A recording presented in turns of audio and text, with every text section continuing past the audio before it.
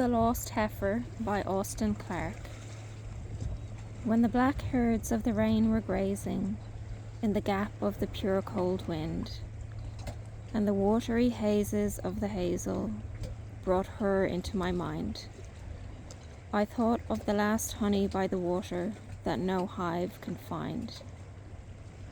Brightness was drenching through the branches when she wandered again, turning the silver out of dark grasses where the skylark had lain, and her voice, coming softly over the meadow, was the mist becoming rain.